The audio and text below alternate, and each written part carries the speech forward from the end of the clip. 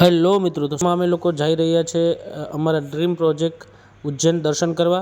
હું મારા મોટા ભાઈ દિનેશભાઈ અને બે નાના ભાઈઓ છે જેનું નામ સુનિલ અને આ ભાઈનું નામ છે દિલીપ। તો અમે લોકો જઈ રહ્યા છીએ। તો ફાઇનલી અમે લોકો ઉજ્જૈન પહોંચી ગયા હતા અને અમને લોકોને પહોંચતા સવારના 3 વાગી ગયા હતા। તો અમે લોકો ઉજ્જૈન પહોંચ્યા પછી ત્યાંના રેલવે સ્ટેશનની નજીકના એક જનરલ વોશરૂમમાં ગયા। ત્યાં ફ્રેશ થઈ નાહી ધોઈ અને અમે લોકો મંદિર નીકળી ગયા। અને આ છે જે ગલીઓ દેખાય છે એ તમને ઉજ્જૈનની ગલીઓ છે, જે રાતે પણ આવો નજારો તમને દેખાય છે। અને આ જે ઓટો છે ત્યાંની એક સ્પેશિયલ ઓટો છે જેમાં પેટ્રોલ ડીઝલની જરૂર પણ પડતી નથી। તો એના પછી ઓટોવાળાએ અમને મંદિરના ગેટ પાસે ઉતાર્યા। ગેટ પાસે ઉતાર્યા પછી નજીકની એક પ્રસાદીની દુકાન પાસેથી અમે લોકોએ 4 લોકોએ પ્રસાદ લીધો મહાકાલને ચડાવવા માટે। અને નજીકના એક બાજુમાં દુકાનમાં એક પંડિત જતા જેણે અમને લોકોને તિલક કર્યો ચંદનના લેપથી, અને ટૂંકમાં અમને મહાકાલના લોગો બી દેખાય એ રીતે કરી દીધા। પછી દુકાનવાળા પાસે અમે લોકોએ એક ડીલ કરી કે ભાઈ તમે અમારો સામાન રાખો એમ, કારણ કે અમે લોકોએ સીધા રેલવે સ્ટેશનથી ઉતરીને સીધા દર્શન કરવા જ આવ્યા હતા। તો અમારી પાસે હોટલની વ્યવસ્થા નથી અને અમે લોકોએ એની જવાબદારીપૂર્વક ત્યાં અમારો સામાન રાખી દીધો અને ત્યાંથી પછી અમે લોકો દર્શન માટે નીકળી ગયા। દર્શન માટે એનું કારણ હતું કે જ્યાં દુકાન જે પ્રસાદીની દુકાન હતી ને એની બાજુમાં જ ગેટ હતો જ્યાંથી અમારા લોકોને દર્શન કરવા જવાના હતા। તો એ દુકાનવાળાએ અમને સજેસ્ટ કર્યું કે આ ગેટેથી વયા જાઓ। તો ફાઇનલી અમે લોકો પણ દર્શન કરવાની લાઇનમાં લાગી ગયા અને હર હર મહાદેવ હર હર મહાદેવની ગૂંજ સાથે અમે લોકો પણ મહાદેવની નજીક પહોંચી રહ્યા હતા।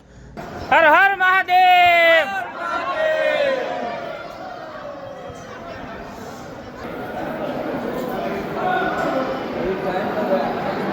આ રીતે મારો છે એમ લઈને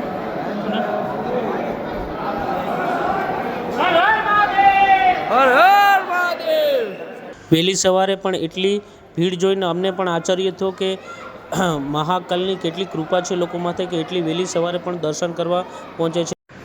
હજી પણ અમે લોકો થોડાક દૂર હતા મહાદેવના દર્શનથી, તો અમે લોકોએ અમારી પ્રક્રિયા કન્ટિન્યુ ચાલુ રાખી અને વિચાર્યું કે હમણાં આવી જશે। તો દિલીપને પહેલાં આગળ કર્યો અને પછી મેં સુનિલને આગળ કર્યો અને અમે લોકોએ હર હર મહાદેવ બોલાવ્યા। તો લાઇનની અંદર હું ને સુનિલ બે થાકી ગયા હતા, પણ અમે લોકોને દર્શન કરવા હતા તો કોઈ પણ હાલતમાં દર્શન અમે લોકો લાઇનમાં જ હતા। પણ આ લોકોની વ્યવસ્થા એટલી સારી હતી ને કે અમને લોકોને ક્યારેય એવું ફીલ થયું નહીં કે અમે લોકો બહાર છે, અમે સોમનાથના છે। અમને ત્યાં એવું જ લાગતું હતું કે અમે અમારા સોમનાથ ભગવાનના જ દર્શન કરીએ છીએ। અને ક્યારેક એવું થતું હતું કે મારો પ્રસાદ છે ને એ મોબાઈલ પકડવાના ચક્કરમાં જરાક આડોઅવળો થઈ ગયો। તો પછી મેં સુનિલને કીધું કે આ પ્રસાદી અમે રાખ। સુનિલ એક સમય એમ કીધું કે લા ભાઈ મોબાઈલ બંધ કરો નહીં, પણ મારે મહાદેવને કેપ્ચર કરવાના જ હતા, કારણ કે હું નક્કી કરીને ગયો હતો કે જે થાય મહાદેવના દર્શન આપણે કરશું અને લોકોને કરાવશું। તો અમે લોકો હજી પણ લાઇનમાં જ હતા અને એટલી ભીડ હતી ને કે ખાલી મહાદેવ મહાદેવ મહાદેવ હર હર મહાદેવ એ જ ગુંજ ચાલુ હતી। અને એવું લાગતું હતું કે અમે લોકો પણ ભગવાનમાં એકદમ વિલીન થઈ ગયા છે અને ખૂબ જ આનંદ આવતો હતો। અને એટલી રાહ જોતા હતા, આનંદ આવતો હતો કે હમણાં મહાદેવના દર્શન થશે। પણ એટલી ભીડ હતી ને કે આસાનીથી દર્શન થાય એવું તો લાગતું જ નહોતું ને અમે લોકોએ નક્કી કરીને આવ્યા હતા કે આસાનીથી દર્શન કરવા નથી। એટલી મહેનત કર્યા પછી પણ અમે લોકો એક્ઝેક્ટ લાઇન ક્રોસ કરવામાં 5 સેકન્ડ પહેલાં જ ગેટ બંધ થઈ ગયો અને અમારા નસીબ થોડાક નબળા, પણ છતાંય મહાદેવના આશીર્વાદથી અમે લોકો એવી જગ્યા પર અમને સ્થાન મળ્યું કે જ્યાં અમે લોકો પ્રોપર વ્યવસ્થિત દર્શન કરી શકીએ અને અમે લોકો ભસ્મ આરતીનો આનંદ લઈ શકીએ। એક્ઝેક્ટ અમે લોકો પહેલી લાઇનમાં બેસાડી દીધા અમને લોકોને અને અમે લોકોએ લાઈવ અમે આરતી જોઈ છે ભસ્મ આરતીની। તો ગેટ બંધ થઈ ગયા પછી અમારે જે જગ્યાએ ઊભા હતા એ જગ્યા પર બેસવું પડ્યું અને પછી અમને લોકોને લાઈવ દર્શન સ્ક્રીન પર કરાવ્યા। પણ સ્ક્રીનની વ્યવસ્થા પણ એટલી સારી હતી કે અમને આરતી જોઈને એકદમ આનંદ આવતો હતો।